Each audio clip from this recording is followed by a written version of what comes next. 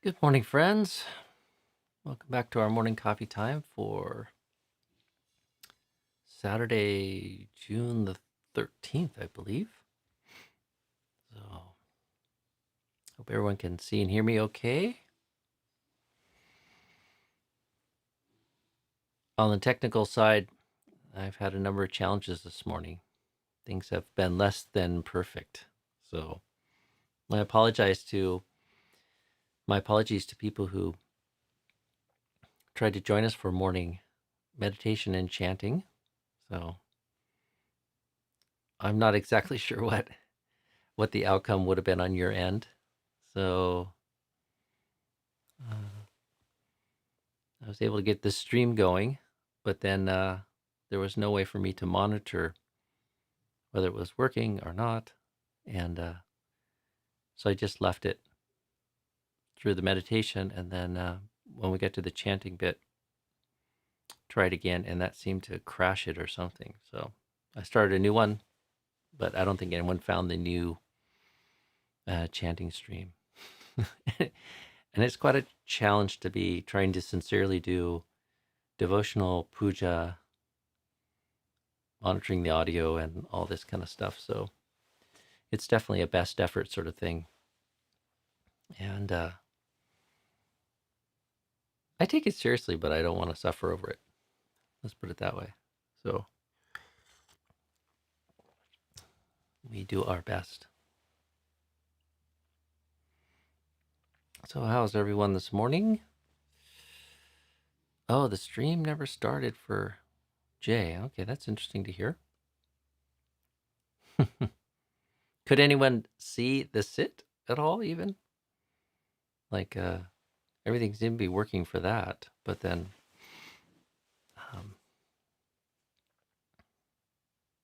anyways, it seems to work most of the time.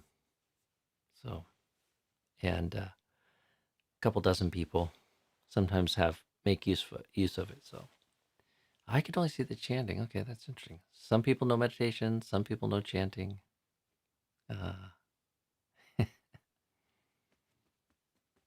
Chuck just caught the chanting. Huh, okay.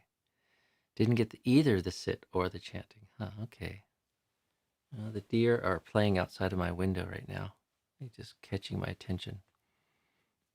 So, okay, well, let's see for news. I don't know if anyone caught Ajahn Viradamo's Dhamma talk yesterday.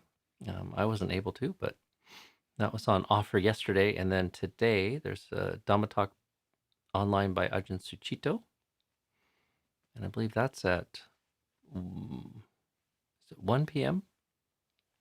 Pacific Coast time, Pacific Daylight Time. And then tonight there should be a Dhamma talk from monastery or home monastery of Abhaya-dana. Oh, 4 p.m.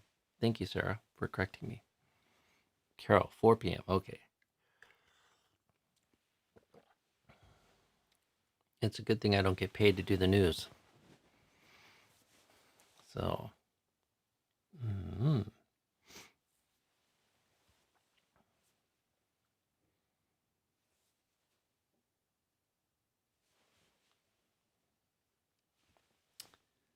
so maybe we'll just take kind of questions this morning.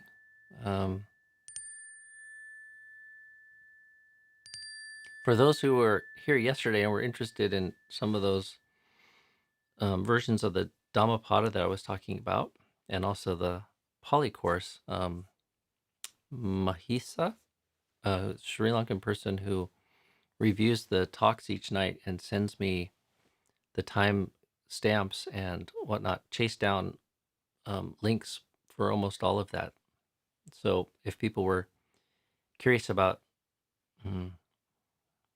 my three favorite versions, my current three favorite versions of the Dhammapada, the names of them are at least there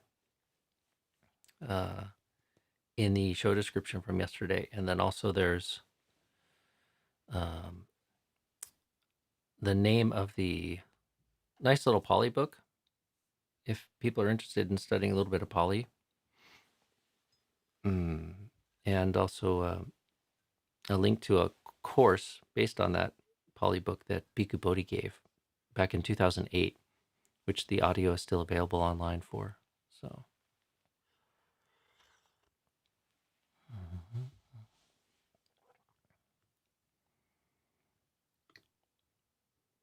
Clarity School of Driving.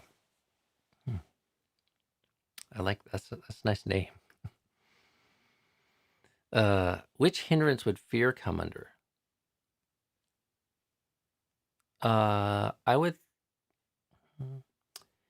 I think you could classify it sometimes like the fourth hindrance, which in the short form is oftentimes just translated into restlessness. Sometimes that's translated as worry and flurry. So that might be the best place to kind of categorize it.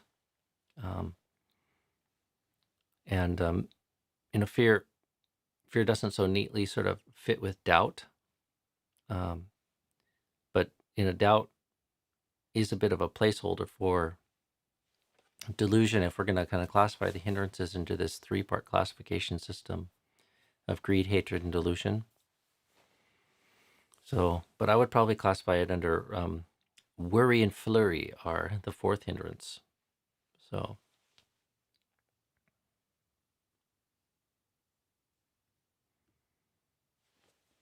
let's see, we have a question from Scott. Ajahn, would there be wholesome forms of Upādāna as the desire for morning puja?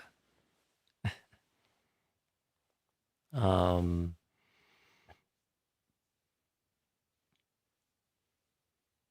we still wouldn't, I guess it's troublesome to kind of categorically kind of classify any sort of object of Upādāna as clinging. I mean, as wholesome. Although one can certainly make kind of a case for it. So it's like if you want to think about it in a neat theoretical sort of way, like the Buddha's concept of Upādāna is like clinging that leads to suffering. And certainly we can suffer clinging to the good. So, we can desire the good. In fact, there's a whole lot of the experience of dukkha is fueled by our attachment to the good, that which is truly good and beautiful. But it thinking about it in or overthinking it oftentimes leads to a bit of a conundrum or confusion to people, sort of like, well, especially if you think of this as some instruction set, like you're not supposed to be attached, like it's not so much about should be attached. And this whole thing is not an endeavor of merely what you wish or want, or sometimes even intend to do. It is a gradual training or a gradual path that one needs to sort of engage in. So, there's certain things that we are going to be attached to, like the conditions for being unattached or not clinging have yet not fully been developed and matured, then we are going to cling to things, whether you want to or not. So if you look at it from that way, you might as well cling to skillful and positive things that are leading you to develop those conditions and leading you away from suffering. So, but our intention should actually be adjusted, and our sights should be set on learning how to approach the skillful, aim for the skillful, strive for the skillful, cherish, develop, nurture, and we could even use the word hold on to it. I mean, there's many skillful qualities, and reflecting on the four right efforts, like you're not to feel equanimous about the arising and passing away of skillful states of mind. You want to hold on to them. Do you want to cling to them? No. But you don't want to hold on to them. You want to nurture them. So, but as one learns how to do that in the right way, one is not liable for that to be the source for suffering. And then, progressively we learn how to do that sort of as we develop and mature in our practice. And one thing I think is useful here is, like, the more that we can relate to framing these things as merely skillful or unskillful, free of self, free of attachment and desire, free of identification, I think the more that it kind of protects us from clinging in a way that breeds suffering. So, if we can see the intrinsic goodness and skillfulness in something, like, say, for yourself the value you get out of morning puja, there's no need for clinging. Like, one is, like, motivated by a clear-sighted recognition of the value in that. And then there's the appropriate interest, care to try to engage and seek in that. So, but if one's merely working through, say, some sort of framework of identification or attachment, then there's going to be a certain amount of suffering, even if it's something that's neutral or wholesome, object of desire. So, and yesterday we were talking about sila pata paramasa, or attachment to rites and rituals. If one thinks morning puja in and of itself is the thing that can help one awaken, like, you're attached to it in that way, like, that's not completely in alignment with the truth of the path, then one's still liable to create some sort of suffering. So,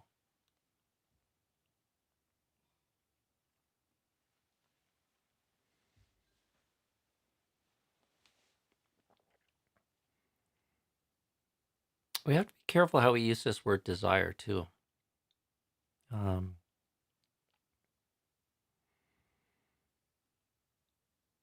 I think there's a lot of teachings out there that explain it away as completely normal, natural, not something to be wary or suspicious of. And then there's people that fall to the other extreme of just imagining all desire is wrong. So, and it takes a real cultivation of the practice to understand the relationship that desire has to this experience of suffering. So, and in my own mind, I try to use the word tanha so that it's not so tightly coupled to all the various English connotations that the word desire has. And that's something that is the usefulness of technical terms sometimes, as they have a more constrained or precise meaning. And so, like, tanha, when we talk about tanha always leads to suffering. So, and we can use the word desire in English just to mean preference. And it's not necessary that a preference need to lead to suffering. It all depends on how you hold it, how you see it, and how much skillfulness there is in the mind.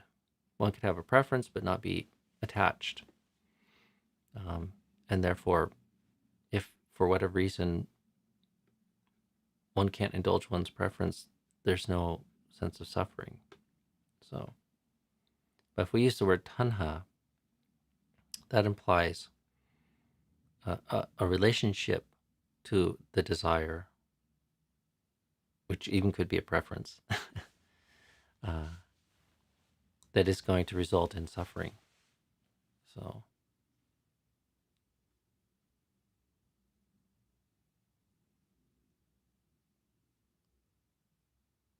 and one doesn't want to be overly fearful of attaching to wholesome conditions. It takes quite a bit of development to go beyond that. So, good morning, Jeed. Can skeptical doubt be used wisely? Thank you.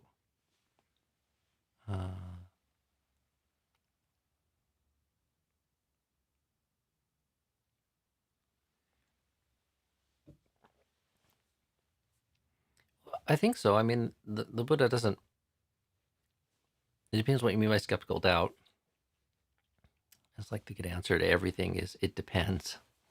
But sometimes we use that particular phrase to refer to skeptical doubt in the Buddha's teaching, which then implies like a lack of confidence, a lack of faith, which does undermine one's ability to devote oneself to the good and to cultivate the practice.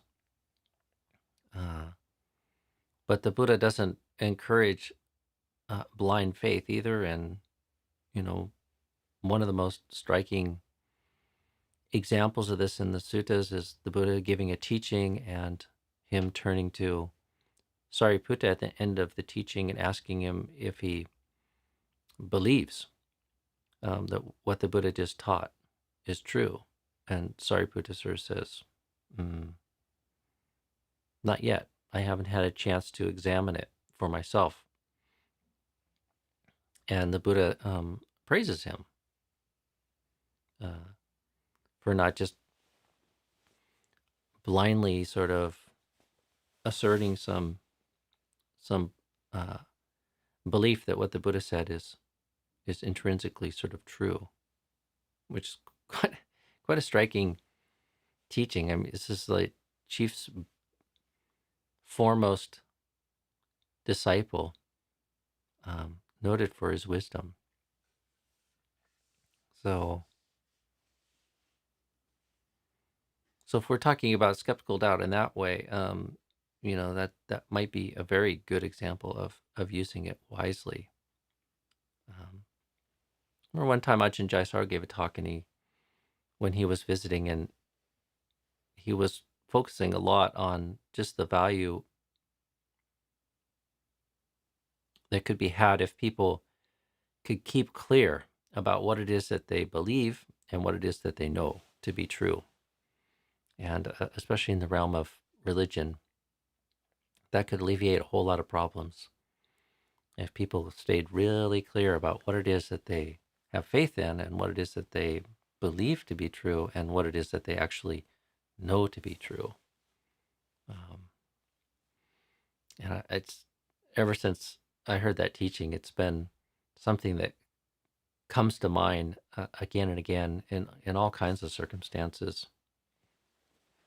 And I find myself violating that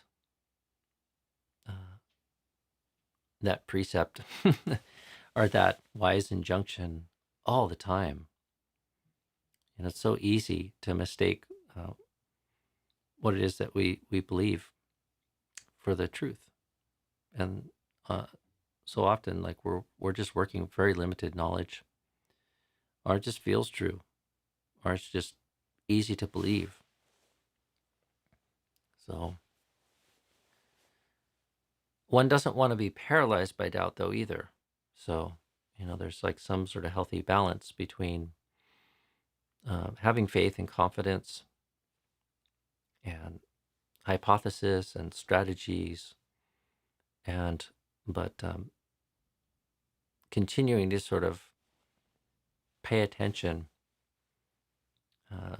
to the facts and pay attention to our experience, so that one moves along this kind of process of going beyond faith and converting or uncovering sort of what it is that we know to be true. So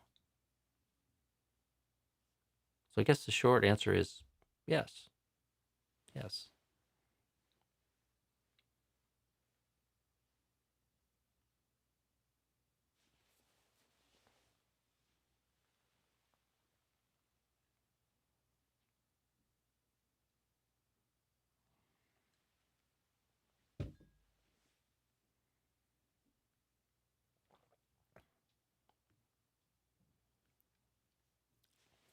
Good morning, Sarah.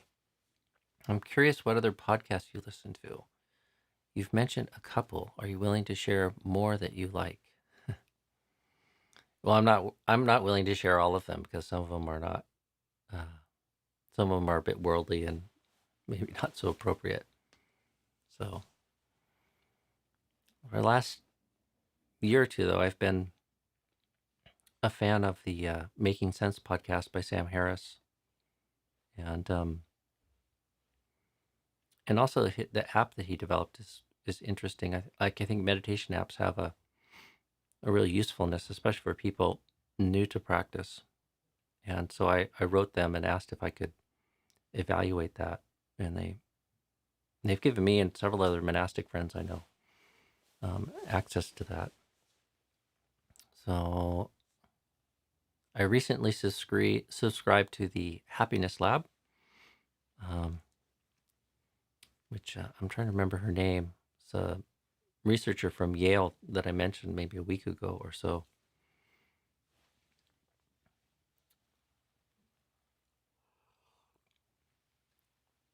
Mm. It's the main way I get some sort of regular news. But yeah, maybe that's the most appropriate thing right now. I don't currently subscribe to any of the various monastery podcasts. So,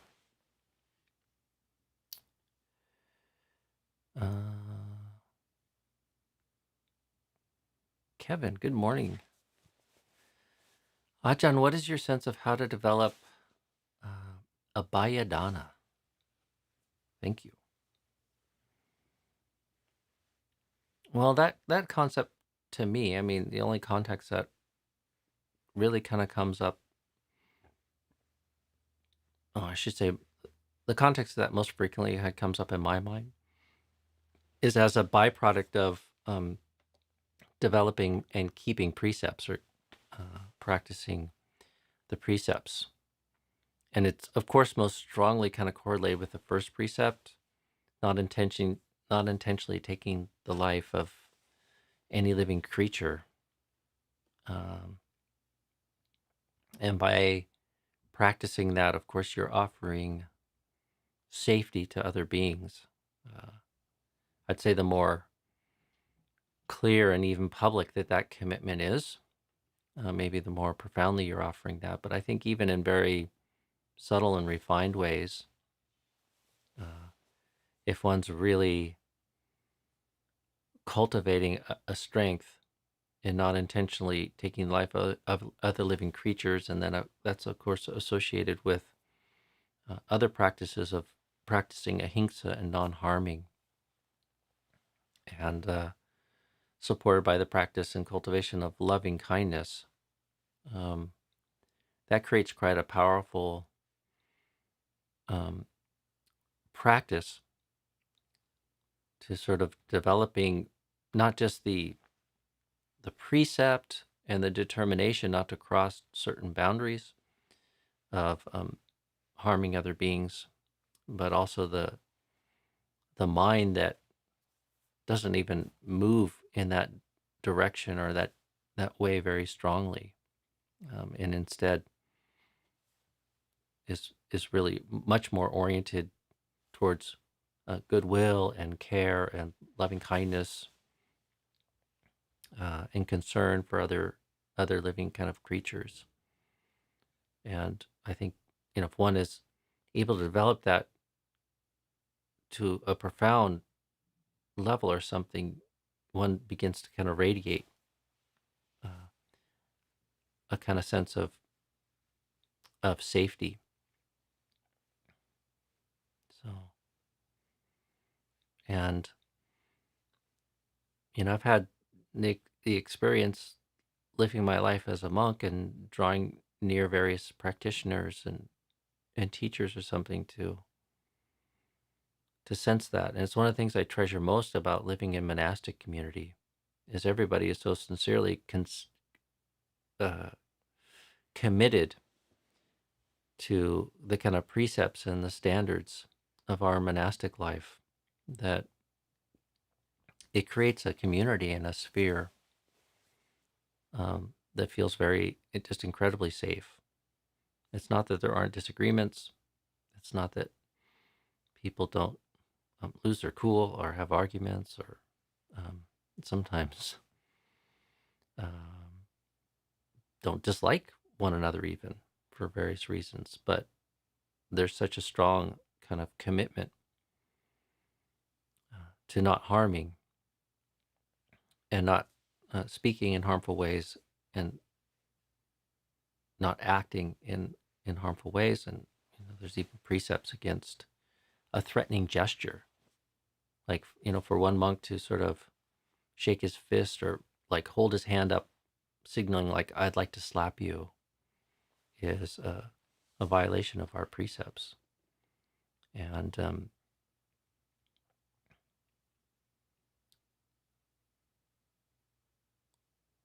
I'm sure there's been a monk who's wanted to slap another monk from time to time. But that kind of commitment to not letting it spill into speech and not letting it spill into sort of behavior or action creates just a tremendous sort of sense of safety. And an atmosphere and a relationship that is free from fear. So, more profoundly, sort of going beyond that, though, I mean, one could reflect on the full potential of the practice. And it's like, unless one overcomes greed, hatred, and delusion, um, or spoken another way, unless one achieves at least one of the states of enlightenment or stages of enlightenment, one is still capable of all kinds of uh, fearful things.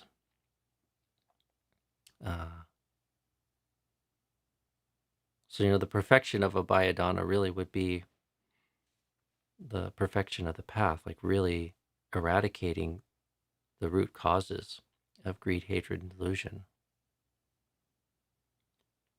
And when one is in the presence of somebody who has practiced deeply, one does feel this kind of tremendous sense of safety and ease.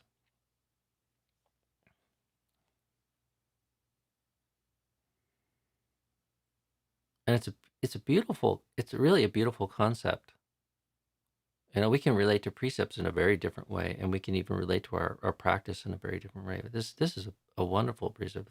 Think of how much fear there is in the human realm or the animal realm, how much fear there is in the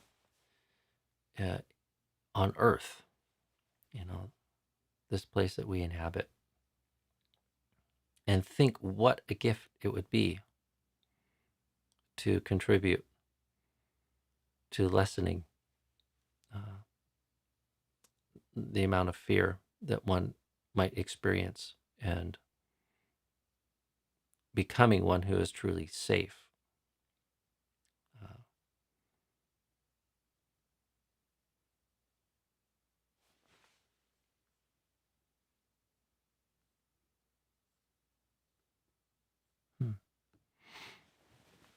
Okay, changing subjects here. Adil, this particular version of the Dhammapada is extremely rare. I wanted to purchase the ebook Unsuccessful. So you're talking about the John Carter Ross version, probably. Yeah, it's unfortunate it is kind of out of print and rare, and I think both of the authors now have passed away. So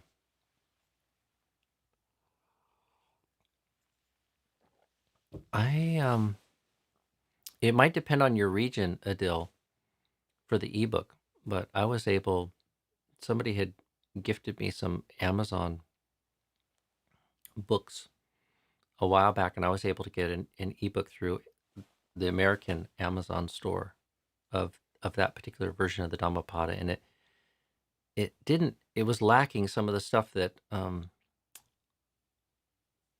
my favorite edition in print has, but still it was available. And so one just needs to keep looking if they're interested in that. And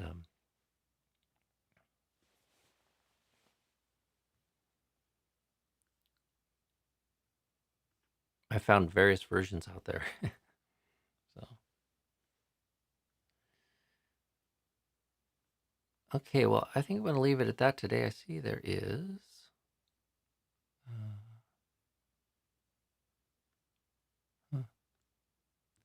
I see a comment about Sam Harris's app is very expensive, like $18 a month, huh?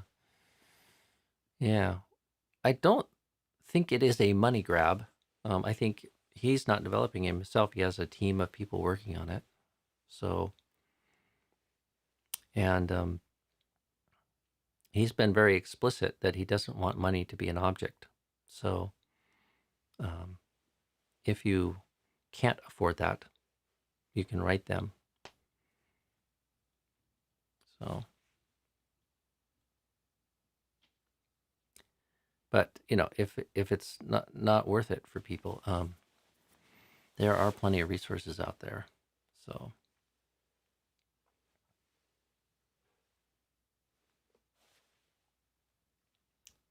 okay, well, I'm going to leave it at that. I see there's more comments here, but we have tomorrow hopefully as well. So, good to see you all this morning. Thank you for your questions, and have a good day.